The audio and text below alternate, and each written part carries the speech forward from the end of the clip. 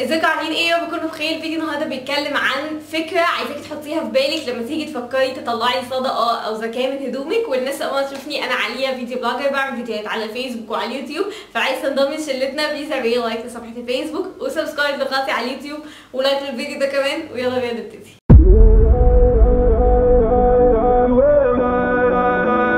هو في الحقيقه انا مش هبتدي لكم الفيديو بكلام بوينج بقى بتاع البرامج ولا باراجرافات محفوظه ولا الكلام ده، عشان انتوا اوريدي كده كده حافظين يعني الكلام ده. انا بس هحكي لكم موقف حصل معايا اول مره طلعت فيها صدقه وانا صغيره، ما كنتش فاهمه يعني.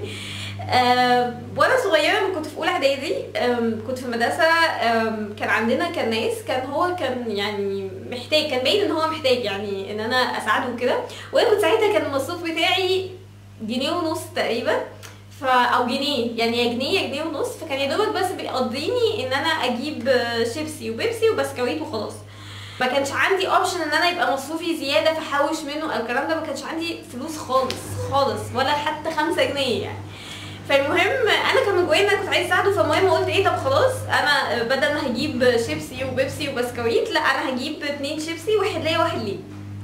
وفعلا عملت كده ولقيته فرح جدا جدا بيها، وكنت ساعتها فرحتي ان هو فرح كانت اكبر بكتير قوي يعني من اي حاجه تانية. بعد كده بعد ما اديت له قعدت لوحدي فبفتح الشيبسي، لقيت نفسي ان انا كسبت كيسين شيبسي زياده.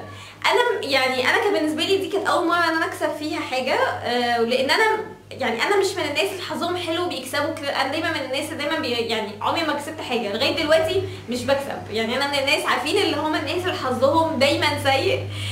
فانا بالنسبه لي كانت اول مره ما كنتش مصدقه ان انا اكسب حاجه وكده، فكنت فرحانه جدا. فبصيت لربنا انه يا رب ده انا اديتك حاجه، رحت رديتها لي على طول في ساعتها، ما استنيتش يوم ما استنيتش يومين. ففهمت حلاوه الصدقه والزكاه وحلاوه الاحساس بتاعها، وان ربنا فعلا انت اي حاجه بتطلعيها ربنا بيبعتها لك تاني احلى منها مليون مره. فهخش في الموضوع على طول. فكره البنات اللي هما مش عندهم يعني مرتبهم مش كبير مثلا او كده، بس عندهم هدوم كتيره وعايزين يطلعوا زكاه او صدقه. في بنات كتير بتبقى عندها مشكله ان هي عايزه تطلع، بس بتلاقي في الاخر ان هي بتطلع حاجتين 3 بس. انا عايزه اقول لك كونسيبت صغير، لو حطيتيه في بالك زي ما انا حطيته يعني عامه وبقيت بطبقه، هيخليكي فعلا تطلعي هدوم كتيره. عارفين البنات اللي هم بيبقى عندهم هدوم كتيره في الدولاب، تيجي مثلا يلا نخرج، انا ما عنديش حاجه تتلبس.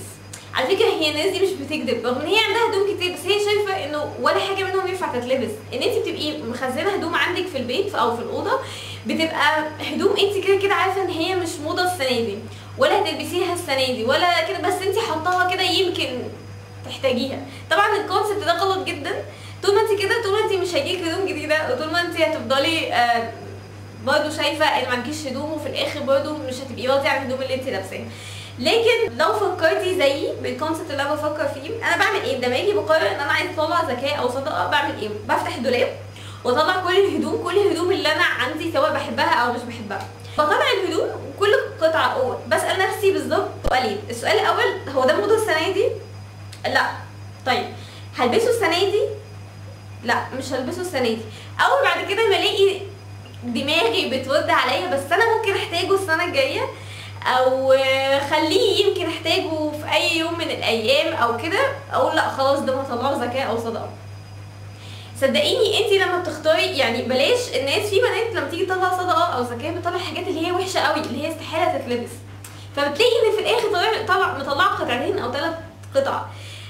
بلاش تفكري بالكونسبت ده، فكري بكونسبت ان ربنا انا عايزه اطلع حاجه حلوه. انت ممكن بالنسبه لك تبقى الحاجه انت شايفه ان هي مش موضه السنه دي فاستحاله تلبسيها، ولا ممكن احتمال كمان تلبسيهاش السنه الجايه، بس في القطعه دي ممكن تفرح ناس تانية تبقى شايفه بالنسبه لها ان هي حلوه تلبسها، مفيش مشكله. فعشان كده يعني ده الكونسبت اللي انا حطيته في بالي، وده فعلا خلاني ان انا اطلع هدوم كتير قوي عمري ما كنت اتخيل ممكن اطلعها، لمجرد انه بس طبعا انا بصراحه مش بطلع الهدوم اللي انا بحبها قوي او اللي انا مرتبطه بيها، لان انا من نوع عشريه شويه. ففي هدوم كده ببقى خلاص متعوده عليها وخلاص حافظاها، ويعني مش بقدر استغنى عنها فعلا. بس في هدوم اللي هي بتبقى جديده بس انا مش حاسه ان انا بلبسها كتير، وما اعتقدش ان انا هلبسها السنه دي. فاول لما الاقي دماغي بتقولي طب انت ممكن تلبسيها السنه الجايه، خلاص انا هديها لحد تاني. فكري نفس الكونسيبت ده وخشي دلوقتي الاوضه واعملي الكلام ده، صدقيني هتلاقي هدوم كتير جدا هتطلعيها. وصدقيني مش هيعدي العيد ان شاء الله غير لما تلاقي ان ربنا عوضك بهدوم احلى منها مليون مره بعتها لك عن طريق اي حاجه. حد ما كنتش متوقعه ان يجيب لك هدوم هديه، دخلتي محل في يوم ربنا هيكتب ان انت تخشي في اليوم ده يبقى فيه سيل كبير، فتلاقي تجيبي هدوم حلوه جدا باسعار عبيطه جدا، انت تعرفيش الرزق جايلك منين. فكل الناس تخش اوضها دلوقتي وتطلع الهدوم بنفس الطريقه اللي انا بقول لكم عليها. فيا رب اكون افدتكم في القصه دي وشجعتكم اكتر ان انتوا تبصوا للموضوع بمنظور احسن، واشوفكم على خير ان شاء الله. باي باي.